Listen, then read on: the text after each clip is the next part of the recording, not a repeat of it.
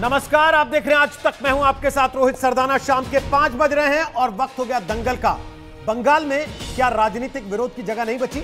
और अगर विपक्ष मार्च निकाले तो पुलिस लाठियां बरसाएगी, आंसू गैस छोड़ेगी और फिर राजनीतिक विरोधियों पर एफआईआर भी करेगी। यह सवाल कल बीजेपी के मार्च के दौरान हुए राजनीतिक हंगामे के बाद पार्टी के नेताओं ने उठाए। कल बीजेपी ने बिगड़ती कानून व्यवस्था का आरोप लगाकर सचिवालय चलो का मार्च निकाला। बदले में पुलिस ने उन्हें रोका और फिर 3 घंटे तक सड़कों पर संग्राम होता रहा। आज आरोप है कि ममता बनर्जी की पुलिस ने गैर कानूनी ढंग से जमा होने के आरोपों पर बंगाल बीजेपी प्रभारी कैलाश विजयवर्गीय और नेता मुकुल रॉय समेत कम से कम 20 लोगों पर एफआईआर कर दी। और इस बीच बंगाल में एक सिख सुरक्षा कर्मी की पिटाई का वीडियो भी वायरल हुआ, जो एक बीजेपी नेता की सुरक्षा में तैनात था। पिटाई के दौरान उसकी पगड़ी खुल गई, जिसको लेकर शिरोमणि अकाली दल के नेताओं ने भी मोर्चा खोल दिया। इसलिए दंगल में आज बात होगी ममता, लाठी और मानुष की। पहले पूरी रिपोर्ट, उसके बाद बताएंगे मेहमान आज दंगल में कौन कौन।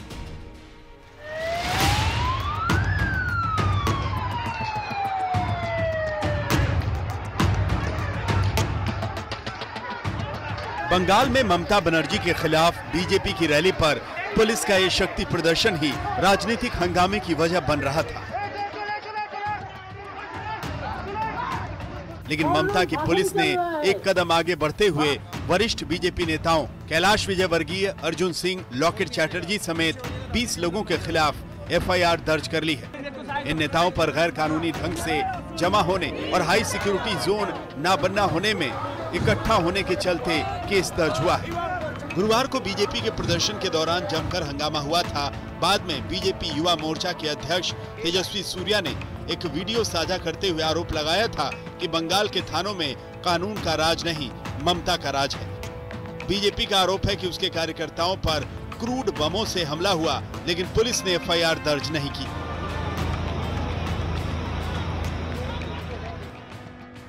ये मेरा पहला प्रोटेस्ट है। ये शुरुआत है। बंगाल का गत वैभव को हम पुनर्स्थापित करेंगे और साथ में मिलकर ये तानाशाही भ्रष्टतम सरकार को बंगाल के पुण्य धरती से उखाड़ कर फेंकेंगे। This is our promise. इस बीच बंगाल बीजेपी के स्थानीय नेता प्रियांगु पांडे की सुरक्षा में तैनात सिख सुरक्षाकर्मी बलविंदर सिंह की पगड़ी खींचने का एक वीडियो वायरल हो रहा है। वीडियो में कोलकाता पुलिस इस सुरक्षाकर्मी की पिटाई करती दिख रही है, जिसके दौरान उसकी पगड़ी खुल जा रही है। अब दोषी पुलिस वालों पर कार्रवाई की मांग हो रही है। इस वीडियो पर अब तक बंगाल सरकार या पुलिस की कोई प्रतिक्रिया नहीं है, लेकिन बीजेपी के खिलाफ टीएमसी जरूर आक्रामक है। बीजेपी कोनो राजनैतिक दल ना, সন্ত্রাসবাদীদের দল। সন্ত্রাস করে গুজরাটে করেছে, দিল্লিতে করেছে, উত্তরপ্রদেশের সন্ত্রাস চলছে। বাংলার শান্ত পরিবেশকেও নষ্ট করার চেষ্টা করছে। बंगाल में अगले साल चुनाव है और उसके महीनों पहले ही राजनीतिक संग्राम खड़ा हो गया है। पिछले हफ्ते बंगाल बीजेपी के नेता मनीष शुक्ला की हत्या को लेकर भी पार्टी आक्रामक है।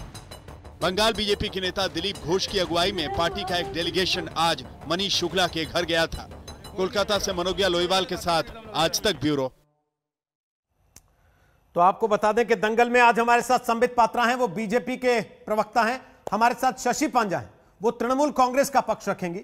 हमारे साथ मनजिंदर सिंह सिरसा हैं, जो शिरोमणि अकाली दल से जुड़े हैं, विधायक हैं, और उन्होंने ही पश्चिम बंगाल में इस प्रदर्शन के दौरान एक सिख सुरक्षा कर्मी की पगड़ी खींचे जाने का मुद्दा उठाया। हमारे साथ तौसीफ खान हैं, जो कि राजनीतिक विश्लेषक हैं, वकालत करते हैं और तृणमूल कांग्रेस के समर्थक कहे जाते हैं। और रतन शारदा हमारे साथ हैं, वो राजनीतिक विश्लेषक हैं, राष्ट्रीय स्वयंसेवक संघ से भी जुड़े। आप सबका स्वागत है दंगल में। सबसे पहला सवाल मनजिंदर सिंह सिरसा मेरा आपसे है। लड़ाई बीजेपी और तृणमूल कांग्रेस की है बंगाल में। आप तो अब गठबंधन में भी नहीं है, आप क्यों कूदे?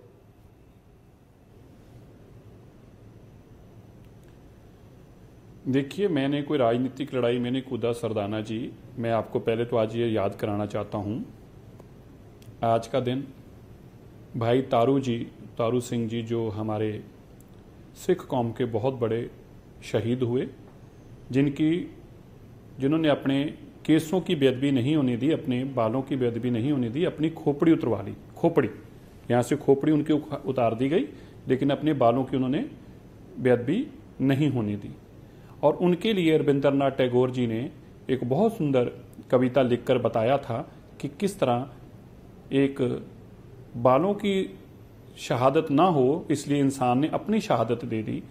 आज वो दिन है और ऐसे में एक सिख की दस्तार को उतारा जाए, उसके केसों की बेअदबी की जाए, उसको पब्लिकली ह्यूमिलेट, बेइज्जत किया जाए, और उसका कसूर केवल इतना है कि वो एक नेता का सुरक्षा कर्मी है। ना तो वो वहाँ पे प्रोटेस्ट करने गया, और अगर गया भी हो तो वो अधिकार है, लेकिन वो तो प्रोटेस्ट करने गया भी नहीं। उसको जिस तरह से आप देख रहे हैं, अब पकड़ के बालों से जिस तरह से उसको पीटा जा रहा है, उसका क्या कसूर है? और ये पगड़ी देश की पगड़ी है रोहित जी, आपको ये याद रखना चाहिए। ये पगड़ी कैसे मिली? ये हमें दस्तार गुरु गोविंद सिंह जी ने अपने चार अपने लाल वार कर हमें ये दस्तार दी। ये वही दस्तार है जिसको सिर पर सजाकर भगत सिंह ने शहादत दी। ये वही दस्तार है, अगर रोहित जी आपके ध्यान में हो तो, जगजीत सिंह अरोड़ा, जनरल जगजीत सिंह अरोड़ा, जिन्होंने 70,000 पाकिस्तान के 90,000 पाकिस्तान के सैनिकों को सरेंडर कराया था और बांग्लादेश बनाया था, ढाका में जाकर बांग्लादेश, यही बंगाल के रास्ते, ये वो दस्तार है। अगर इसकी कोई किसी तरीके से भी छेड़छाड़ करेगा और इसकी किसी तरीके से भी बेअदबी करेगा तो यकीनी तौर पर मैं ही नहीं, मैं तो दिल्ली सिख गुरुद्वारा मैनेजमेंट कमेटी के अध्यक्ष होने के रूप के, सेवादार होने के रूप मेरा फर्ज बनता है, मेरा ही नहीं बल्कि देश के सभी लोगों का सर जो है शर्म से झुका है बड़ा शर्मनाक घटना को देखकर कि कैसे आज भी हमारे देश के अंदर सिख के साथ ऐसा किया जा रहा है। लेकिन सिरसा जी, इस मामले ने तो पॉलिटिकल कलर, राजनीतिक रंग ले लिया ना, क्योंकि बीजेपी के नेता कहने लगे देखो मुगल ऐसे करते थे, अब ममता बनर्जी कर रही हैं ऐसे। रोहित जी की कोई कौन सा रंग लेगा, इसके लिए मैं अपनी जो भावनाएं हैं, मेरी भावनाएं नहीं हैं, ये सभी सिखों की भावनाएं हैं, देश के लोगों की भावनाएं, उसको लेके मैं सीमित तो नहीं रहूंगा। मेरा तो कोई राजनीतिक लड़ाई नहीं है, ना ही मेरा कोई राजनीतिक देश किसी के साथ विरोध है। मैंने तो ममता जी को यही आग्रह किया है कि आपको तुरंत इन पुलिस वालों के खिलाफ 295, क्योंकि कानून की धारा है 295 के तहत मुकदमा दर्ज करना चाहिए। रोहित जी, आप मुझे बताएं, क्या ये ठीक होगा कि बलविंदर सिंह को आप देख रहे हैं वीडियो में, उसके साथ क्या किया जा रहा है और उसके बाद उसी को मुकदमे बंद कर दिया गया। अभी वो जेल में है, आपकी जानकारी के लिए, अभी तक रिहा नहीं हुआ। उसके परिवार से जब मेरी बात हुई थी तब तक 4 बजे तक वो अभी तक बाहर नहीं आया था।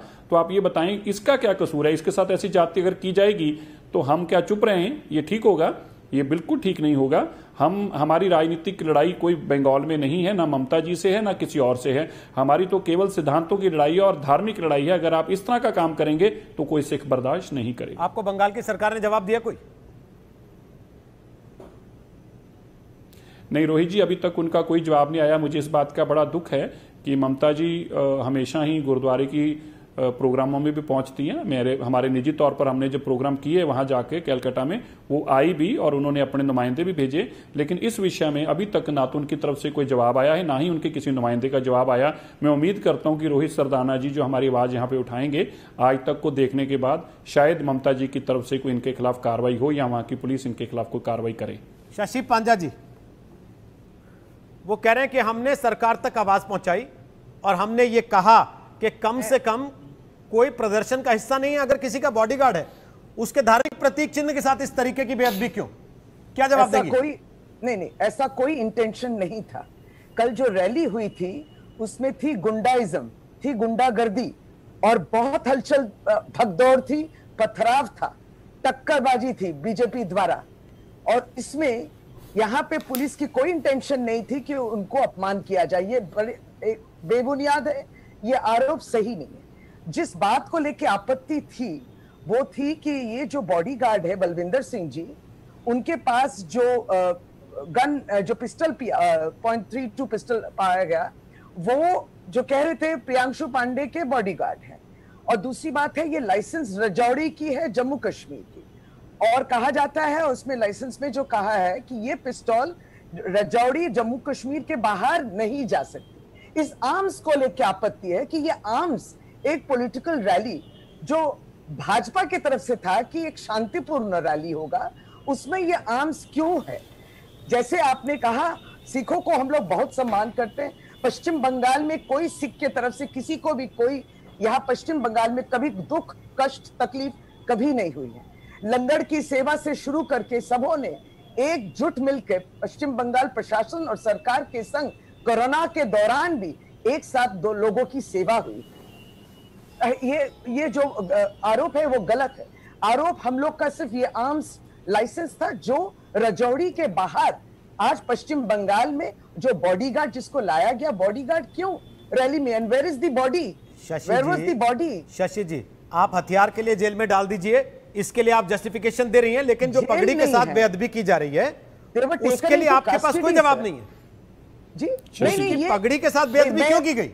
एकदम नहीं, एकदम ऐसा कोई इंटेंशन नहीं है। आपको नहीं मालूम है कि कल जो रैली चारों तरफ से ये लोग कोशिश किए, आपको वैसे भी मालूम है कि डीएमए के द्वारा एक डीएम एक्ट है और उसके तहत 7 तारीख को जब भाजपा परमिशन मांगी तब उनसे कहा गया आप जरूर रैली करिए शांतिपूर्ण, 100 से ज्यादा नहीं होगा। शशि जी, भाजपा पे तो संबित पात्रा बोले, आप बोले मुझे आपत्ति नहीं है। लोगों का मैंने अभी पहला सवाल केवल सिरसा जी का उठाया हुआ पूछा है कि आप अगर ये कह रही है कि अनइंटेंशनल था, जानबूझ के नहीं किया, आप माफी तो मांग लीजिए टीएमसी की तरफ से, सरकार की तरफ से। मैंने तो हाथ पहले ही छोड़ा है, मैंने तो पहले ही हाथ जोड़ा। ये किसने किया? आपको मालूम है कल वीडियो चला है जहां भाजपा के कार्यकर्ता खुद अपना ही कपड़े उतार रहे हैं और अपना ही कपड़ा फाड़ रहे हैं। बहुत तरीके की चीजें हुई कल बंगाल में। हम लोग रहते हैं, हम लोग सामने देख रहे हैं कि क्या हो रहा है। ये सब गलत बेबुनियत। आपने भी पहले इंट्रोडक्शन में जो कहा, बॉम्ब तृणमूल कांग्रेस की तरफ से नहीं गिरी, शांतिपूर्ण रैली। आप सोचिए, भाजपा कह रही है कि लॉ एंड ऑर्डर सिचुएशन ठीक नहीं है पश्चिम बंगाल में, इसलिए रैली निकालेंगे, लेकिन रैली द्वारा लॉ एंड ऑर्डर सिचुएशन को बिगाड़ने की कोशिश पहले से ही थी। ये प्री प्लान्ड गुंडाइज्म, ठीक है, प्री प्लान्ड हुलिगनिज्म थी, प्री प्लान्ड वैंडलिज्म थी। ठीक है, मैं संबित जी से जवाब लूं उसके पहले सिरसा जी आपकी बात पे रिएक्ट कर रहे हैं कुछ। सिरसा जी वो कह रही हैं, हम हाथ जोड़ के कह रहे हैं कि कुछ भी इंटेंशनल नहीं था। बोलिए सिरसा जी। नहीं, मैं मानता हूं, मेरी भावना, इनकी भावना देखो, इन्होंने एक बात गलत कही है, एक ठीक कही है। गलत इन्होंने ये कहा, जो हमारे टीएमसी से प्रवक्ता बैठी हैं शशि जी, मैं आपसे आग्रह करना चाहता हूं, देखिए जब उसको मारा पीटा जा रहा है ना, तो तब वहां पे पिस्तौल की बात हो रही है, ना ही कोई पिस्तौल देखकर उसको पीटा गया। एक बात, उसकी जब दस्तार भी उतारी गई तो इसलिए नहीं उतारी गई। हाँ, पुलिस स्टेशन में जाने के बाद पता चला होगा कि उसका पीयूएसओ है, लेकिन मैं आपसे ये कहना चाहता हूं, आपकी इंटेंशन पे हम डाउट नहीं करते, आपका डंडे बरसाने का तरीका गलत है, लेकिन वो आपका पॉलिटिकल इशू है। हम आपको जरूर ये कहना चाहते हैं कि किसी के ऊपर डंडे नहीं बरसने चाहिए। देश का कोई भी नागरिक जो है उसको अधिकार है अपना प्रोटेस्ट करने का, लेकिन मेरा विषय ये नहीं है। मेरा विषय साथ में ये है, जिस पुलिस ने ये कार्रवाई की, आपकी जानकारी के लिए शशि जी, ऐसे पहले भी हादसे हुए हैं। दिल्ली के मुकरीनगर में भी ऐसा हादसा हुआ था और उन सभी पुलिस वालों को बाद में पहले सस्पेंड किया गया, फिर नौकरी से बर्खास्त किया गया। आपकी जानकारी के लिए, पंजाब में भी ऐसा हादसा हुआ था और फिर उनको नौकरी से बर्खास्त किया गया। मैं आपसे ये उम्मीद करता हूं शशि जी, आप एक नेशनल चैनल पर बैठे हैं और रोहित सरदाना जी की जैसे क्रेडिबल एक एंकर के साथ बैठे हैं, आप जरूर यहाँ पे हमें आश्वासन देंगे कि इन पुलिस वालों के खिलाफ कार्रवाई की जाएगी। हम इसको पॉलिटिकल मुद्दा ना बनाना चाहते हैं, ना ये पॉलिटिकल मुद्दा है, लेकिन अगर इनके खिलाफ कार्रवाई नहीं होगी तो हम मजबूर हो जाएंगे सरकार के खिलाफ भी और वहां गवर्नर साहब को मिलकर इनके खिलाफ कार्रवाई करवाने के लिए। बोलिए शशि जी, कार्रवाई करेंगे पुलिस वालों पर? मैं इतना ही कह रही हूं कि कल जो पूरी घटना हुई, पूरी घटना की कार्रवाई चल रही है, जिसके तहत जो केस हुआ। आप सरदाना जी, आपने पहले ही कहा कि किन किन नेतृत्व जो है उनके विरुद्ध केस हुआ है, और आप कार्रवाई के दौरान और भी जो फाइंडिंग्स आएंगे जरूर उन पे गौर हम लोग देंगे। और जरूर आपने जैसे कहा, मैं अभी भी कहती हूँ, सम्मान किसी को असम्मानित करने वाली बात नहीं है। और डंडेबाजी वाले आपने कहा, कोई कारण बिना वजह कोई डंडा नहीं बरसाता है। आपको नहीं मालूम किस तरीके से यह रैली चली, किस तरीके से संतरास, किस तरीके से बॉम्ब गिरे, किस तरीके से पुलिस के ऊपर हमला किया गया ईंटों द्वारा। ये सब हुई है, हमारे लोकल और नेशनल चैनल्स दोनों भी दिखाए हैं, साक्षी तो है ही। संबित पात्रा, फिर दोबारा आपसे माफी मांगते हैं कि ऐसा कोई इंटेंशन नहीं है। संबित पात्रा बोलिए, उनसे तो माफी मांग रही है वो, अब आप बोलिए। वो कह रहे हैं आप लोग बम चला रहे थे इसलिए ये हालत हो गई। ये कैमरा, मतलब ये बंगाल में एक बम मार्केट है क्या, जो हमारे कार्यकर्ता जाके बम मार्केट से बम खरीद के ले आए? कल हमने भी देखा है टीवी के माध्यम से और आज ट्विटर में भी वो तमाम वीडियो चल रहे हैं। पुलिस ही ऊपर से किस प्रकार से बॉटल्स फेंक रही है, पुलिस के सामने लोग ऊपर से छतों के ऊपर से बम फेंक रहे हैं, आग के गोले फेंक रहे हैं। ट्विटर पे, सोशल मीडिया में तमाम जगह चल रहा है। आजकल कोई झूठ नहीं बोल सकता है। ये जो छोटी सी इंस्ट्रूमेंट है ना मोबाइल, सारे लोग इसमें भी रिपोर्टर बने हुए हैं, सब कुछ रिकॉर्डिंग करके सामने आ रहा है। और ऐसे ही हमारे सरदार भाई के साथ जिस प्रकार की बेअदबी हुई है वो अभी सोशल मीडिया के माध्यम से और वीडियो क्योंकि किसी ने रिकॉर्डिंग किया था ये सामने आ गया है। इनके हिसाब से भारतीय जनता पार्टी के कार्यकर्ताओं ने अपने खुद के कपड़े उतार लिए। मतलब ये सारे जो पुलिस वाले थे ये भी भारतीय जनता पार्टी के कार्यकर्ता थे। झारखंड से, उत्तर प्रदेश से, बाकी राज्यों से हमने अपने युवा मोर्चा के कार्यकर्ताओं को पुलिस के कपड़े पहना पहना के भेजे थे। जाओ रे, जाके हमारे ऊपर, हमारे लोगों के ऊपर लाठी बरसाना, उनके ऊपर केमिकल भरा हुआ पानी मारना, उनको उल्टी करवाना, उनके हाथ पैर तोड़ देना, उनको उनके सर फोड़ देना, ये सब हमने कराए। देखिए रोहित जी, आपके साथ मैं आज 6 साल से डिबेट कर रहा हूं। एक डिबेट का सबसे महत्वपूर्ण विषय होता है, ममता जी हर मंच पे खड़े होकर चिल्ला चिल्ला कर कहती है मैं एकमात्र ऐसी महिला हूं जो लोकतंत्र को बचाना चाहती हूं, मैं कॉन्स्टिट्यूशन की रक्षा करना चाहती हूं। ये लोकतंत्र को बचाना है, ये कॉन्स्टिट्यूशन की रक्षा करनी है। आप देश के किसी भी कोने में अन्याय हो, ठीक है, आप अपने प्रतिनिधि मंडल को भेजते हैं, आप खुद वहां जाने की कोशिश करते हैं। हाथरस के विषय को लेकर 4000 लोगों के साथ आप 3 तारीख को अभी कुछ दिन पहले, 6 दिन पहले आप सड़कों पे उतर गई थी कि हाथरस में जो हो रहा है वो बहुत अन्याय है। और यहां अगर हमारे कार्यकर्ता उतरते हैं तो वो बिल्कुल गैरकानूनी हो गया, आप उन पे डंडे बरसाना शुरू कर देंगी। और देखिए 115 भारतीय जनता पार्टी के कार्यकर्ताओं की अब तक हत्या हो चुकी है और विगत 3 महीनों 60 दिनों के अंदर, 2 महीनों के अंदर 7 कार्यकर्ताओं की हत्या हुई है। आप चाहें तो मैं इनका नाम पढ़ दूं, गौतम पात्रा, सुदर्शन परमाणिक, शेख लियाकत, गणेश रॉय, संभारू बर्मन, दीपक मंडल और मनीष शुक्ला, ये 60 दिनों के अंदर 7 लोगों की हत्या हो गई और फिर भी हम आवाज न उठाएं। लिस्ट ये भी लेके बैठी होगी, इनके भी कार्यकर्ता मारे गए पिछले 6 महीनों के अंदर। कितने मारे गए ये वो टीवी पर हम लगातार दिखा भी रहे हैं स्क्रीन पर कि दोनों ही पार्टियों के कार्यकर्ता मारे जा रहे हैं। तो अगर इनके आपके कार्यकर्ता मारने का आरोप इन पर है तो इनके जो कार्यकर्ता मारे जा रहे हैं उनकी जिम्मेदारी आप लेते हैं कि आप लोग मार रहे हैं? और दूसरा, आप अगर ये कह रहे हैं कि इन्होंने हम पे लाठियां बरसा दी, जब डेरेक ओब्रायन हाथरस गए थे आप कौन सा आरती की थाल लेके खड़े हुए थे सर? क्या हो ब्रायन साहब, स्वागत है आपका, चलो मिलवाते हैं परिवार से। चलिए मैं जवाब देता हूं, मैं जवाब देता हूं। देखिए रोहित जी, आपका आरोप कि इनके भी कार्यकर्ता मरे हैं, पहली बात तो मैं कहना चाहूंगा, याद करिए मैं इसी चैनल में बैठा था, 2018 का पंचायत का चुनाव वेस्ट बंगाल में चल रहा था। आप जानते हैं 20,000 ऐसे बूथ थे जहां कोई ऐसे नहीं, आप मैडम आप रुकिए, यहाँ पे एक ही हेडमास्टर है जिनका नाम रोहित जी है, आप मैं भी आपसे अनुरोध कर रही हूं। नहीं रुकिए दीदी, आप भी ममता जी से मत करिए ना। रोहित जी जरा मैडम को रिक्वेस्ट करिए, बोल लीजिए। संबित जी पूरा रोहित जी देखिए 2018 बहुत पीछे और रतन शारदा जी से कमेंट भी लूंगा, बोलिए संबित जी पूरा कीजिए। 2018 आज से ठीक 2 वर्ष पहले जब पंचायत के चुनाव बंगाल में हुए थे, आपको पता है एक दिन में, सिंगल डे में 13 लोगों को मौत के घाट उतारा गया था, कैंडिडेट्स, एक दिन में 13। इनके विधायक बम फोड़ते हुए उनके फोटो पूरे विश्व ने देखा था। और तो और 20,000 ऐसे कैंडिडेट थे भारतीय जनता पार्टी के जो नॉमिनेशन तक भरने नहीं जा पाए क्योंकि बीच में कहीं ना कहीं किसी का टांग तोड़ दिया गया, किसी को रोक लिया गया, किसी को अगवा कर लिया गया। और जहां तक अगर इनके कार्यकर्ता भी मारे जाते हैं, अरे कानून तो आप ही के अंडर में आता है ना, आप ही का राज्य है, तो कह दीजिए हमसे ना हो पाएगा, हम राज नहीं चला पाएंगे, हमसे कहीं ना कहीं कानून व्यवस्था बिगड़ रही है, छोड़ दीजिए ना। मैंने सवाल पूछा, आपने भी लाठियों से ही स्वागत किया था, आपने भी धक्का मुक्की से स्वागत किया था, उस पर मैं वापस आऊंगा। अच्छा, जरा पश्चिम बंगाल के राज्यपाल भी आ गए हैं बीच में, पश्चिम बंगाल के राज्यपाल भी बीच में आ गए सर। एक सेकंड, राहुल गांधी और ये खुद गिर गए थे। नहीं, अभी एक सेकंड, एक बयान सुनवा देते हैं पश्चिम बंगाल के राज्यपाल का, फिर तौसीफ खान और रतन शारदा से कमेंट लेंगे और फिर शशि जी आपके पास आऊंगा। सुनते हैं पहले पश्चिम बंगाल के राज्यपाल क्या कह रहे हैं इसी मामले को लेकर, उनसे सवाल पूछा गया। देखिए, law and order situation in the west Bengal is very alarming. We have terror outfits like Al-Qaeda. That's a threat to national security.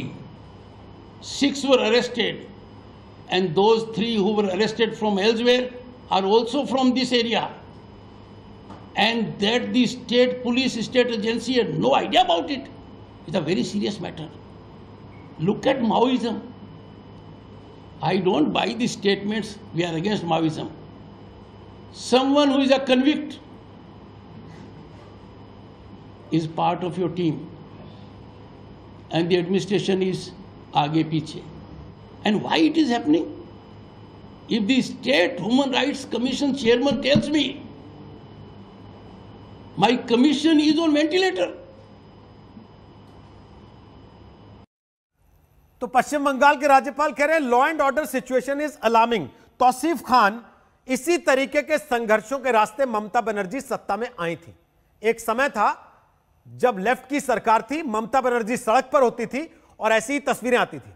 बदला निकाल रही हैं क्या? नहीं, देखिए रोहित जी, कल का जो इंसिडेंट है उसमें हमको याद रखना होगा कि ये कोरोना का दौर है, यहाँ पे बाज़ाब्ता प्रोटोकॉल है। आपको रैली निकालने के लिए बीजेपी को परमिशन अगर मिला तो 100 लोग से ज्यादा प्रोटोकॉल है कि आप नहीं निकाल सकते। आपको नवन्ना मार्च करना है तो नवन्ना में 144 लगा रहता है, वहां पे 4 लोगों से ज्यादा असेंबली नहीं हो सकता। तो कानून को तोड़ करके लॉ एंड ऑर्डर सिचुएशन खराब करने का तो काम कर रही है बीजेपी। कल सुबह से जो हंगामा किया गया, लोगों को, यहाँ के जो शहर के लोग हैं उनको कितना दिक्कत हुआ, कितना पब्लिक इनकन्वीनियंस हुआ। कोरोना का जो मास्क और सोशल डिस्टेंस का मामला है उसका धज्जी उड़ा दिया गया। और अभी तो संबित पात्रा जी ने इनकार कर बात दिया ही शुरू की थी, कोई वीडियो ही वहां नहीं से जहां से मैंने आपको याद दिलाया कि ममता बनर्जी इन्हीं रास्तों से सत्ता में आई, ऐसे ही प्रोटेस्ट करके सत्ता में आई, इसी तरीके से लाठियां खा के सत्ता में आई। और आप बता रहे हैं कि साहब प्रोटेस्ट होता है तो लोगों को दिक्कत होती है। आप ये कह रहे हैं कि ममता बनर्जी खुद लोगों को दिक्कत दे दे के सरकार में आई है। रोहित जी, ये भी देख लीजिए, जब वहां गए कल तो सर वहां भी 144 लगी थी कि नहीं लगी थी वहां हाथरस में? कल का जो मामला था यहाँ पे ये 3 तारीख प्रोटेस्टर्स ममता बनर्जी के रैली का देखिए, उसी रोड में पत्थर चला रहे थे। ये 3 तारीख ममता बनर्जी उसी रोड पे। पात्रा जी शांति रखिए, पात्रा जी शांति रखिए। नहीं, आप देखिए उसी रोड पे 3 तारीख को ममता बनर्जी का देख सकते हैं। तब दिखा दीजिएगा प्लीज, मैं आपको फोटो दिखा रहा हूं ममता बनर्जी का। ठीक है, अभी आऊंगा तब विस्तार से बोलिए। बाज़ाब्ता नेशनल टेलीविजन के रिपोर्टर ने बाज़ाब्ता कैद किया है हावड़ा में। वहां पे जो प्रोटेस्टर थे बीजेपी के, उन लोगों ने पथराव किया है पुलिस के ऊपर में, पुलिस को पत्थर मार रहे हैं। ये कैसा प्रोटेस्ट होता है आप मुझे बताइए? 1000 की तादाद में लोग चले आए हैं और पुलिस से झगड़ा कर रहे हैं। चलिए तो मैं रतन जी से कमेंट ले लूं। आपको तो पीसफुल प्रोटेस्ट करना है। मैं रतन जी से कमेंट ले लूं। तौसीफ साहब, जब पुलिस पे या सेना पे पत्थर मारने वाले कश्मीर में होते हैं तो आप उनकी पैरवी कर रहे होते हैं टीवी पर, लेकिन बंगाल में आपको ये खराब लग रहा है कि भाई ये पत्थर चला रहे थे। ठीक है रतन शारदा, जिस रास्ते ममता बनर्जी आई उसी रास्ते अगर बीजेपी आ रही है तो क्या ममता बनर्जी को अब ये सत्ता संघर्ष खराब लग रहा है जो वो खुद करती रही? मुझे आज बड़ा अनोखा लग रहा है कि जो लोग हिंसा की बातें करते हैं, जो लोगों के कार्यकर्ता खुद बम बनाते हुए बम फूट गए और मर गए, ऐसी पार्टी के लोग आज यहाँ साधुवाद की बातें कर रहे हैं। इससे मुझे बड़ा आश्चर्य हो रहा है। जहाँ तक हिंसा की बात है, ये बंगाल का दुर्भाग्य है कि पहले कांग्रेस की हिंसा 1970 में नक्सलों के विरुद्ध, फिर कम्युनिस्ट पार्टी की हिंसा 30 साल तक, और अब टीएमसी की हिंसा। क्या कभी बंगाल निजात पाएगा हिंसक लोगों से? ये मेरा एक बहुत बहुत कठिन प्रश्न मेरे मन में आता है। मैं मजिंदर सिंह जी का बहुत बहुत धन्यवाद देता हूँ जिन्होंने अपनी बात, जो अपमान हुआ उनके रक्षक का, उसका मैं धन्यवाद देता हूँ। लेकिन साथ ही मैं कहना चाहूंगा ये केवल एक पंथ की बात नहीं है, ये सारे समाज के डिग्निटी की बात है, सारे समाज के ह्यूमन राइट्स की बात है। जो आज प्रजातंत्र की बात कर रहे हैं, ये प्रजातंत्र के लोगों का एक ममता जी का बयान है कि हम आयरन फिस्ट से इसका विरोध करेंगे, लेकिन शाहीन बाग में जब महफली गुलदस्ता हाथ लेकर बीजेपी उसको 100 दिन तक सहती रही तो ममता जी कह रहे थे फांसीवादी है। फाशिस्ट का मतलब क्या है? ये बात करते हैं कि हम सबको समान रूप से चाहते हैं। मालदा के अंदर जब दंगे हुए थे एक तरफा, उस समय 3 दिन तक मालदा को बंद रखा गया और सारी पुलिस स्टेशन को दोबारा सजाया गया ताकि पता न चले दंगा हुआ। तब वहां पर पत्रकारों को घुसने दिया गया। तो एक तरफ ये दंगाइयों को सपोर्ट करते हैं, दंगाइयों को छुपा कर रखते हैं, दूसरी तरफ प्रजातंत्र के लिए लड़ने वाले, जिस पार्टी के 115 लोग वहां पर मारे गए, दलितों को पेड़ों से लटकाया गया, इसलिए मारा गया कि उन्होंने बीजेपी को वोट दिया। ऐसे फाशिस्ट लोग आज अगर हमें प्रजातंत्र की बात बताएंगे तो बड़ा दुख होता है मुझे। लोग ये देख रहे हैं क्या हो रहा है और ये बातें करें आज कोरोना की और इसकी, उसका मतलब नहीं है। कलकत्ता ऐसे ही बदलेगा, बंगाल ऐसे ही बदलेगा। लेकिन अगर ये समझते हैं कि ताकत के जोर पे रोक लेंगे, नहीं होने वाला। लोगों के लिए काम जब तक ममता जी ने किया, लोगों ने वोट दिया, पिछले 5 सालों से तड़प मैं देख रहा हूँ, हिंसक तड़प देख रहा हूँ इनके अंदर। निश्चित रूप से ममता जी अपना मैदान हार रही है, इसके कारण सारा कांड हो रहा है। शशि पांजा जी, क्या ममता की जमीन खिसक रही है, इसलिए लाठियां चल रही हैं? और कोरोना की जहां तक बात है, जो तौसीफ साहब कह रहे थे शशि जी, तो कोरोना तो हाथरस में भी था, धारा 144 भी हाथरस में थी, वहां आपकी पार्टी के नेता गए थे? हाँ, बम लेके नहीं गए थे, बम लेके नहीं गए थे और फायर आर्म लेके नहीं गए थे, और वहां पे जाने की कोशिश किए थे। देखिए, हमको बात करनी दीजिए। आप जब बात किए थे तब हमने आपको इंटरप्ट नहीं किया। अगर आप बात नहीं करना चाहते हैं, आप इतना इंटॉलरेंस अगर आप दिखाएं, तो सरदाना जी आप ही देखिए आप शो किस तरीके से चलेगा। रतन जी देखिए, मुझे भी हैरानियत, रतन शारदा जी बोल रहे थे that he is very surprise, उनको बहुत आश्चर्य हो रहा है। मैं आश्चर्यचकित हो रही हूं कि जिस तरीके से कास्ट वायलेंस और कम्युनल वायलेंस जब होती है और जब हाथरस की घटना होती है, तब भाजपा के टॉप लेवल्स सब कोई चुप रहते हैं, प्राइम मिनिस्टर तक कंडेमनेशन नहीं देते। हैरान तो हम लोग भी हैं, बहुत हैरान है। दलित हत्या होती है, दलित हत्या होती है, दलित हत्या होती है आपके तरफ से, आप दलित हत्या, दलित शोषण, दलित अत्याचार हुआ और आप उस पीड़िता के विरुद्ध आपने फिर दोबारा कम्युनिटी द्वारा सुनिए, जितना हैरान आप हैं उतना हैरान मैं भी हूँ। आप ये सब बात कैसे आपको बंगाल का इतिहास मालूम है? You have to note, Bengal का इतिहास आपको मालूम है। मैं एक सवाल पूछ रहा हूँ, एक सेकंड, आप दोनों को रोकते हुए बीच में आ रहा हूँ, मैं एक सेकंड में बीच में आ रहा हूँ, दोनों को रोकते हुए प्लीज। रतन जी, रतन जी, शशि जी, एक सेकंड ना, एक सेकंड, रतन जी, शशि जी, एक सेकंड, शशि जी, एक सेकंड सर, एक सेकंड सर। आत्महत्या कर ली कम्युनिस्ट पार्टी के दफ्तर में, ओके रतन जी, एक सेकंड, अच्छा प्लीज आपस में नहीं झगड़िए, आपस में वो तो बात कर नहीं दे रहे, मैं तो आपका जवाब ही दे रही थी। शशि जी, आपने कहा बंगाल का इतिहास है, शशि जी बंगाल का इतिहास है, आप ये कह रही हैं बंगाल का इतिहास है ममता बनर्जी के स्ट्रगल का, बंगाल का इतिहास है लेफ्ट की राजनीति में 50,000 से ज्यादा राजनीतिक विरोधियों की हत्या का। तो क्या आप लोग उसको दोहरा रहे हैं? आप जी नहीं, आपने ठेका लिया कि मेंटेन रखेंगे इसको। ये पॉलिटिकल मर्डर्स हैव डिक्लाइंड, जो पहले थी केशपुर थी, तब थी, ये सब घटना अब कम हो रही है, इसको आप नजरअंदाज नहीं कर सकते। Political murders and everything are the discuss. ये पार्टी नहीं, 4 दिन पहले, एक सेकंड रतन जी, मनीष शुक्ला जी के बारे में मेरा एक सवाल, मैं मनीष शुक्ला जी का नाम ले ही नहीं रहा आपके सवाल, शशि जी मैं सवाल पूछ रहा हूं, मनीष शुक्ला का नाम नहीं ले रहा हूं मैं। मनीष शुक्ला पे जिस दिन हम लोग डिबेट कर रहे थे उनकी हत्या के मामले को लेकर, उस दिन हमने बैठ के यहां बात की कि मात्र 6 महीनों में 15 राजनीतिक हत्याएं हो जाती हैं, जिसमें 7 उनकी पार्टी के हैं, 5 आपकी पार्टी के हैं। उसके बाद भी आप कहते हैं कि नहीं, अब हमारे यहां खून खराबे वाली राजनीति नहीं है, हम बदल रहे हैं सीन। खून खराबे बदल तो रहा है, इतना पहले होता था, ये कम हो रहा है और सब इन्वेस्टिगेशन हो रहा है, सब कुछ जो है तहकीकात चल रही है।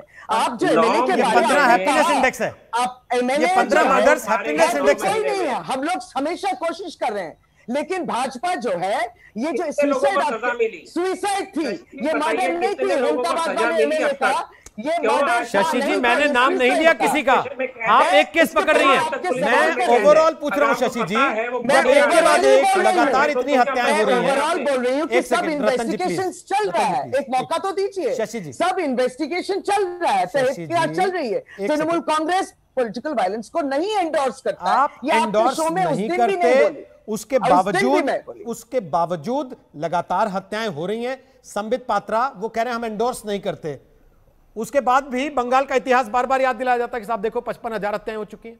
55,000 हत्याओं से क्या जस्टिफाई किया जा सकता है? जस्टिफाई नहीं, कौन जस्टिफाई, मैं इतिहास को याद दिलाने की कोशिश ठीक शशि जी, आप संबित बोल रहे हैं, आपका नाम नहीं है संबित पात्रा, मेरा नाम है, मेरे से पूछा गया है, मैं जवाब जी के पास आता हूं। बोलिए संबित जी। देखिए रोहित जी, मुझे तो बड़ा आश्चर्य हुआ, आपने कहा कि 6 महीनों के अंदर 15 कार्यकर्ताओं की हत्या हुई। मैंने अभी आंकड़े दिखाया कि 2 महीनों के अंदर 60 दिन में 7 कार्यकर्ताओं की हत्या हुई। इन्होंने कहा इसमें क्या है, पहले ज्यादा होता था, अभी तो कम हो रहा है। अरे घर में इतनी खराबी है और आप जाके बाकी जगह घूमने में लगे हुए हैं पॉलिटिकल टूर। अरे अभी आप टॉलरेंस का पाठ पढ़ा रही थी मैडम रतन शारदा जी को। नहीं कह सकते टॉलरेंस मैडम, अभी आप टॉलरेंस का पाठ पढ़ा रही थी ना रतन शारदा जी को, क्या हो गया? सारा टॉलरेंस चला गया हवा में। आप गलत तो नहीं कह सकते। नहीं, ये सारा ये रोहित जी, इनका टॉलरेंस कहां चला जाता है? अभी ये टॉलरेंस करके एकदम हेडमिस्ट्रेस बनी हुई थी कि सबको टॉलरेंस करना चाहिए। जैसे ही मैं बोलूंगा बीच में इंटॉलरेंट हो जाएंगी आप सुनिए। देखिए, जहां तक इंडोर्स करने की बात होगा, मैं आपको बताता हूं, रतन जी ने अभी मालदा के विषय में बताया। मालदा में 3 लाख लोग सड़कों पे उतरे, आगजनी हुई, पुलिस थानों को ध्वस्त कर दिया गया। ममता बनर्जी ने क्या बयान दिया? बीएसएफ गुंडा है बीएसएफ, ये सब बीएसएफ ने कराया है। आप याद करिए, एक आर्मी का ड्रिल चल रहा था कलकत्ता में, अरे हो हल्ला काट दिया आपने, चीफ सेक्रेटरी इत्यादि को बैठा दिया धरने में, कहा कि कू होने वाला है, षड्यंत्र हो रहा है, बंगाल की सरकार को गिरा देगी इंडिया की आर्मी। और आमी थप्पड़ मारबो, प्रधानमंत्री के आमी थप्पड़ मारबो, मनमोहन सिंह को थप्पड़ मारने की बात कर रही थी ममता बनर्जी। मोदी जी ने कहा मुझे रसगुल्ला देती हैं, मेरे लिए बहुत अच्छा पकवान बनाती है, तो बोल रही थी अच्छा मैं तो कंकड़ मिला के देती हूं। जो प्रधानमंत्री के लिए, जो बाकी लोगों के लिए इस प्रकार की भाषा का प्रयोग कर सकती हैं, जिनके खुद के कार्यकर्ता घर में बम बनाते हुए उड़ जाते हैं। टीएमसी के न जाने कितने कार्यकर्ता बम बनाते हुए, वो बम हमारे ऊपर फेंकते, मगर बम बनाते बनाते उड़ गए, चीथड़े, बॉडी नहीं मिली, ये जांच में पता चला है। वो अभी बोल रहे हैं कि बम पकड़ के कोई दूसरा आया है। अरे वीडियो में हमने देखा है छत पे खड़े हो होकर आपके लोग किस प्रकार बम फेंक रहे हैं भारतीय जनता पार्टी के कार्यकर्ताओं के ऊपर। और जब भी इनसे पूछो बंगाल के बारे में तो बोलते हैं आप क्या बंगाल के हो, आपका जन्म यहां नहीं हुआ है, आपको क्या पता है। जैसे ये ममता बनर्जी और ये डेरेक ओब्रायन तो हाथरस की गली नंबर 5 में पैदा हुए थे, इनको सब कुछ हाथरस के बारे में पता है, और हम लोग को बंगाल के बारे में कुछ पता नहीं है। कुछ भी बोलो तो बोलेंगे आपको क्या पता है। अरे दलितों के बारे में आप बात करते हो, त्रिलोचन महतो, एक सेकंड, त्रिलोचन महतो दलित, उसको टांग दिया और उसके शरीर पे लिखा था अगर भारतीय जनता पार्टी के कार्यकर्ता हो गए तो ऐसे ही मरना पड़ेगा। एक दलित के बॉडी पे आपने पेंट करके लिखा, 17 साल का था त्रिलोचन महतो, कि अगर भारतीय जनता पार्टी के बूथ के लेवल में काम करोगे तो तुमको ऐसे ही मरना पड़ेगा। ये आपका न्याय की लड़ाई है, ये आपकी कॉन्स्टिट्यूशन की लड़ाई है। पात्रा जी, जहां आपकी सरकार है वहां प्रोटेस्ट पे लाठियां नहीं चलाते क्या आप लोग? अभी हरियाणा में देखा था किसानों के साथ क्या हुआ? ये प्रश्न का जवाब, जब आपने ये कह के लाठियां चला दी कि किसान नहीं थे तो कांग्रेस ही थे, कांग्रेस लेके आई थी इनको। मैं आपको जवाब देता हूं। मैं आपसे रिक्वेस्ट भी करूंगा, देश का सबसे बड़ा चैनल है, जरा 2 फुटेज निकालिए। राहुल गांधी खुद कैसे मखमली घास के ऊपर गिर गए और ये ओब्रायन, डेरेक ओब्रायन साहब भी खुद कैसे गिर गए। दोनों खुद गिर गए। इनको मैं बता रहा हूं, ये खुद ही गिरे, इनको किसी ने और कहे तो नहीं, अरे मैडम, राहुल गांधी किसान है, खुद गिर गए थे। आप वीडियो भेजूंगा, डेरेक ओब्रायन अपने आप ही गिर गए, दोनों का नाम लेके पूछा ही नहीं, खुद ही गिर गए। राहुल गांधी के जीजाजी किसान, हरियाणा में किसानों में जब आपने लाठी चलाई, वो बोल रहे हैं संबित जी, ना तो राहुल गांधी किसान है ना डेरेक ओब्रायन किसान है। मैंने सवाल किसान पे पूछा, मैंने पूछा किसानों की रैली पे आपने लाठी चलाई और ये कह के चलाई कि ये तो कांग्रेस के लोग हैं, इनको कांग्रेस लेके आई है। ठीक है, मैं जवाब देता हूं। आपके ऊपर लाठी चलती है तो आपको दर्द होता है, लेकिन जहां आपकी सरकार हो वहां लाठी चलती है तो ठीक है, मैं जवाब देता हूं। देखिए रोहित जी, जिस दिन हमारे राज्य में लाठी चली, अगर पुलिस ने किसी के ऊपर लाठी चलाया, किसी को गिरफ्तार किया, डिबेट हुआ कि नहीं हुआ? हाथरस के ऊपर 20 दिन से डिबेट हो रहे हैं, लगातार सितंबर 14 से अभी तक डिबेट चल रहा है, और हम आ रहे हैं, जवाब दे रहे हैं। और ये सारे लोग वहां पे पॉलिटिकल टूरिज्म के लिए गए, फोटो अपॉर्चुनिटी के लिए गए, खुद भी गिर गए जाके।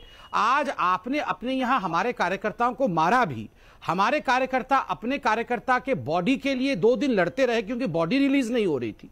उसके बाद हमने जब 7 कार्यकर्ता हमारे मारे गए with in a span of 60 days, तो हमने प्रदर्शन रखा। यह भी हमारा अधिकार नहीं है।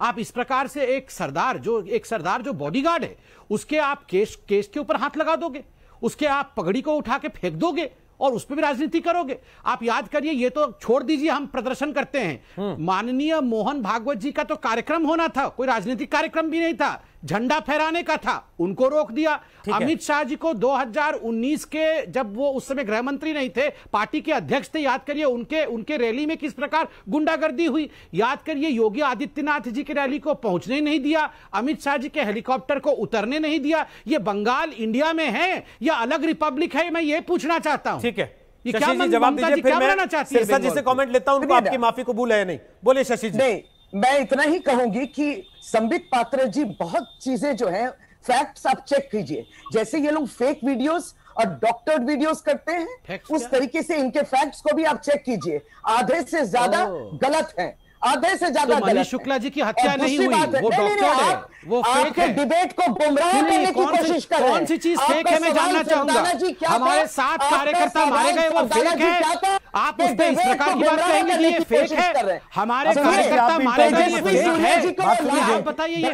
हमारे कार्यकर्ता मारे गए, ये फेक सूर्या है। जी को लाए, आप तेजस्वी सूर्या जी को लाए। साउथ बैंगलोर के वो एमपी हैं, भाजपा की सरकार क्यों नहीं ला बेंगलोर सकते में, हैं? कर्नाटका में भ्रष्टाचार के अंदर reeling under the corruption scam, वहां जाके तेजस्वी सूर्य को बोलने के लिए कुछ नहीं था। बेचारे आप उनको यहां पे लाए, एक यंग डायनामिक एमपी। मतलब अब हम लोग बाकी राज्य के लोग बंगाल में जा भी नहीं सकते। वाह, कमाल है। भ्रष्टाचार भूल गए और आप डेरेक ओब्रायन क्यों गया ये पूछ रहे हैं। आप पहले बेंगलोर साउथ कर्नाटका में भ्रष्टाचार को संभालिए ना। मैं तो बोल रहा हूँ डेरेक ओब्रायन को आप मंगल ग्रह में भेजिए, हमें उससे कोई आपत्ति नहीं है, मगर हमारे लोग क्यों नहीं आ सकते हैं ये बताइए। गया तेजस्वी सूर्या को 7 तारीख को तो जर्मनी में रहना चाहिए था, हैम्बुर्ग में, फॉर द इंटरेस्टेड विषय क्या हो रहा है। आपको नहीं मालूम? ट्वीट से निकल के नहीं आए हैं, वो फ्लाइट से गए हैं, फ्लाइट से ट्वीट से निकल के नहीं गए हैं। चर्चा में एक सेकंड और क्या ट्वीट। शशि जी, संबित जी, लड़िए मत, देखिए प्लीज, मैं जरा मनजिंदर सिरसा जी को चर्चा में ला रहा हूं। एक सेकंड सिरसा जी, कार्यक्रम शुरू हुआ, उन्होंने दोनों हाथ जोड़ के आपसे माफी मांगी, क्या आपको वो माफी कबूल है? नहीं, देखिए, मैं माफ़ी मांगता हूं, हम किसी से माफ़ी मंगवाने के लिए नहीं है, ना ही हम शशि जी को कहेंगे वो हाथ जोड़ें हमारे लिए, ऐसा नहीं। लेकिन मैं आपको बड़ा क्लियर शब्दों में ये कहना चाहता हूं रोहित जी, हमें कार्रवाई करनी चाहिए है, माफ़ी नहीं। अगर ऐसा शुरू हो जाएगा फिर रोज रोज ये काम होगा। हम कोई माफ़ी के बाद नहीं है, ये कानून की एक लड़ाई है। ना तो आप मुझे हाथ जोड़कर माफ़ करें, ना तो कोई और कानून के माध्यम से हम आपको हाथ जोड़कर माफ़ी मांगें। मेरा कहना केवल इतना है, जो कानूनी कार्रवाई बनती है वो करनी चाहिए। और वो तो उसका पीएसओ के तौर पर काम कर रहा था, ना कि वो कोई हथियार लेकर वहां पे कुछ गलत करने आया था। और अगर आप ये चर्चा करके ये उसके ऊपर डालकर अपनी पॉलिटिकल लड़ाई जीतना चाहते हैं तो मैं आपको हाथ जोड़कर ये विनती करता हूं, ऐसा मत करें। वो निर्दोष है, आप उसके गले में डालकर कि वहां गोली लेके आगे, पिस्तौल लेके आगे, उसका कोई पिस्तौल लाने का वहां ना तो कोई कारण है, ना ही वो पिस्तौल की वो लड़ाई लड़ने के लिए आया है। आप बेगुनाह आदमी को इस तरह से टांग देंगे, फिर आप कहेंगे कि हम बोलते हैं, हमें बोलना पड़ेगा। मैं आपसे हाथ जोड़कर आग्रह करता हूं, आप हमारे बड़े सत्कारित। और मैं एक बात रोहित जी कहना चाहता हूं, बंगाल की वो धरती है जिसने बंगालियों ने हमेशा ही सिख भावनाओं की बहुत कदर की है, बहुत कदर की है। रविंद्रनाथ टैगोर जी ने बाबा बंदा सिंह बहादुर के लिए जो लिखा, बांदी वीर जो लिखी, जहाँ उन्होंने हर वक्त पे जब भी बंगाल के लोग हुए हैं वो हमारे साथ खड़े हुए हैं। हमारा बहुत पुराना नाता है। और चाहे वो किसी तरह से भी आप हमारी बात को माने, हमें एक पॉलिटिकल तौर पर, हम एक गुरुद्वारा कमेटी के तौर पर, एक सिख होने के नाते मैं आपसे हाथ जोड़कर आग्रह करता हूं, आप इस विषय के ऊपर हमें जरूर इस टीवी चैनल पर आश्वासन दें। उन पुलिस के खिलाफ कार्रवाई होनी चाहिए। आप देखें उसको, आप वीडियो में रोहित जी अगर आप देख रहे हैं तो आप देखना, उसको अड़ंगी लगा के नीचे गिराया पहले, फिर उसको पीटा है बिना किसी बात के। या तो कुछ शरारत कर रहा होता, वो झगड़ा कर रहा होता, वो प्रदर्शन कर रहा, वो तो अपनी जान डंडों से पीछे भाग रहा है। आप दिखा दें वीडियो जरा। मेरी आपसे फिर से हाथ जोड़कर आग्रह है, आप हमें आश्वासन दें, उन पुलिस के खिलाफ कार्रवाई होनी चाहिए। हम कानूनी कार्रवाई चाहते हैं, ना हम कोई मोहलत चाहते हैं, ना हम हाथ जोड़कर माफी आपको कहेंगे कभी मांगने को। जिन्होंने गलती की है उनको गलती की सजा मिले, ये कानून का काम है, कानून को करने दीजिए। मैं रतन जी के पास जाऊं उसके पहले शशि जी, क्या आप इनको वादा करती हैं कार्रवाई होगी पुलिस वालों पर? मैं दोबारा बोल रही हूं कि ऐसा इंटेंशन नहीं था। जरूर ये मैसेज जो है हम पहुंचा देंगे, ये मेरा जिम्मेदारी है। सरकार तक मैसेज पहुंचाएंगी, शशि पांजा कह रही है। लेकिन रतन शारदा, वो साथ साथ जो बात तेजस्वी सूर्या को लेकर कह रही है, अगर डेरेक ओब्रायन हाथरस जा सकते हैं तो तेजस्वी सूर्या बंगाल क्यों नहीं जा सकते? बंगाल में वीजा थोड़ी ना लगता है। मैं पिछले कई वर्षों से, जब से ममता जी हैं, उनको जो क्लॉस्ट्रोफोबिया, उनको जो जीनोफोबिया, उसको मैं बहुत बार देख चुका हूँ। उनके जो बहस करने वाले टीवी पर आते हैं, हर बहस में देखता हूँ कि तुम बंगाल क्यों आए, तुम बंगाल की बात क्यों करते हो, तुम बंगाल के हो क्या। भाई साहब, रिपब्लिक ऑफ टीएमसी नहीं है, रिपब्लिक ऑफ बंगाल नहीं है, ये भारत का भाग है। हम हक से जाएंगे, हक से खड़े रहेंगे। वहीं से श्यामा प्रसाद मुखर्जी निकले थे, कश्मीर की लड़ाई लड़ी थी, कश्मीर को भारत से जोड़ा था, ये मत भूले आप। महर्षि अरविंदो वहीं से निकले थे, स्वामी विवेकानंद वहीं से निकले थे, वो सारे भारत के राष्ट्र पुरुष बने थे। आप बंगाल को छोटी सीमा में ना बांधे। बंगाल जो कभी ऐसे राष्ट्रभक्तों का प्रांत हमारा भाग था, वहां पर आज एनआईए का वहां पकड़ जाते हैं जिहादी सेल। वो जिहादी सेल जिनका केरल से संबंध है, क्या ममता जी की पुलिस वहां कर रही है? जहां पर टेरर के नए नए बीज खड़े हो रहे हैं, स्लीपर सेल खड़े हो रहे हैं, वहां पर हमें सिखाएंगे प्रजातंत्र की बातें करेंगे, हमें कहेंगे कलकत्ता से बाहर हो। हम कलकत्ता से बाहर नहीं रहेंगे। कलकत्ता भारत का भाग है, हम भारत के भाग है, हम सभी लोग भारत के भाग है, सिख हो चाहे हिंदू हो चाहे मुस्लिम हो। लेकिन आप वहां जिहादियों को सपोर्ट करेंगी, उनके लिए कोई उनको एक्शन नहीं लेंगी। और जो यहाँ मोर्चा लेकर आएगा अपने बंधुओं के मारे जाने के बारे में, उसके लिए आप वहां पर लाठियां बांधेंगे जैसे धोबी धोता है कुत्ते को, ऐसे आप लोगों को मारेंगे वहां पर। मैंने देखी है फोटो किस तरह लाठियां चला रहे लोग, धो के मार रहे हैं। उसको आप कहेंगे प्रजातंत्र की रक्षा हो रही है। और शाहीन बाग में अगर उनको बिठाया जाता है, सुप्रीम कोर्ट में जाया जाता है, आप कहते हैं लोकतंत्र की हत्या है। ये कौन से फाशिज्म की बात आप कर रही हैं? आप सबसे बड़ी हिंसक सरकार चलाने वाले लोग हैं, जिन्होंने हिंसा से जीता और हिंसा आपके खून में बस गई है, इसी आपकी तकलीफ है। तौसीफ खान, जब तक वो खून आपका निकलेगा नहीं वहां से आपका तौसीफ रिवर्ट कर रहे हैं, तौसीफ रिवर्ट कर रहे हैं। बोलिए तौसीफ खान, तौसीफ खान बोलिए। गलत आरोप। तौसीफ खान बोलिए। आप एक बात को जरूर नोट कीजिएगा रोहित जी, कि ये जब भी बोलते हैं बीजेपी आरएसएस वाले, ये सिर्फ बंगाल को बदनाम करते हैं और बंगाल की बुराई ही करते हैं। ये कहते हैं कि यहाँ पे सारा जुर्म हो रहा है, सब कुछ हो रहा है। और ये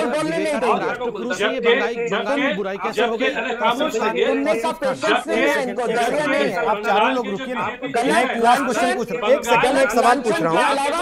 रतन जी, शशि जी, तौसीफ जी, एक सेकंड रुकिए ना। मेरा एक सवाल है सर, मेरा एक सवाल है, प्लीज। देखिए समय खत्म हो रहा है, मेरा एक सवाल है बड़ा सीधा। तौसीफ, आपने कहा ये जब भी बोलते हैं बंगाल को बदनाम करते हैं। आप लोग भी अब इश्यू आइडियोलॉजी पे आ गए हैं कि बंगाल इज ममता, ममता इज बंगाल, क्योंकि उन्होंने जितनी बात बोली ममता बनर्जी और उनकी सरकार के लिए बोली, लेकिन आपने कहा कि बदनाम बंगाल को कर रहे हैं।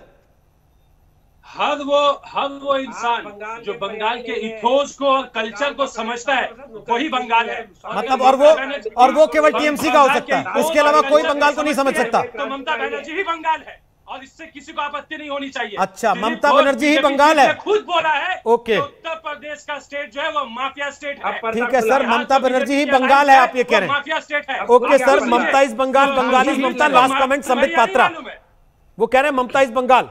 Last comment Sambit Patra. Tausif is Hitler, यही तो हम कह रहे हैं, हिटलर का डेफिनेशन। मतलब Mamata is Bengal and Bengal is Mamata. आप बताइए, अभी यहाँ पर रतन सरदार जी ने कहा कि राष्ट्र पुरुष कौन है? अरविंदो घोष है। ममता अभी क्या कहा शारदा जी ने? शारदा जी ने कहा विवेकानंद राष्ट्र पुरुष है। अगर शारदा जी कहते हैं कि अरविंदो घोष ने हमें मार्ग दिखाया, तो यह इसमें ममता बनर्जी छोटी कैसी हो गई? मतलब ममता बनर्जी अरविंदो घोष और विवेकानंद से बड़ी है? नहीं, बड़ी है। आप लोग बड़े हैं, ममता, आप कह रहे हैं कि ममता बनर्जी विवेकानंद से बड़े हैं, अरविंदो घोष से बड़े हैं। अरे भैया, आप लोग दुर्गा पूजा को रोकने वाले लोग, वो दुर्गा पूजा का विसर्जन नहीं होने देते हैं, आप बंगाल को नहीं समझते हैं। तौसीफ आप कहां समझते हैं? ठीक, समय इजाजत नहीं दे रहा, वरना ये बहस और लंबी जाती और जा रही है, क्योंकि एक के बाद एक घटनाएं बंगाल में हो रही हैं। आए दिन सड़कों पर बीजेपी है और आरोप यह कि सरकार डंडे मार रही है। सरकार यह कह रही है कि अगर आप हिंसा की राजनीति करेंगे तो हम आपको करने नहीं देंगे। सवाल यह है कि हिंसा की राजनीति करते हैं। दंगल में आज हमने आपसे सवाल पूछा था, क्या ममता बनर्जी के राज में राजनीतिक विरोध की जगह नहीं है? जो जवाब आपने हमें दिए उनमें 85% ने कहा हां और 15% ने कहा नहीं। छोटा सा ब्रेक है, ठीक 6 बजे हल्ला बोल अंजना के साथ होगा।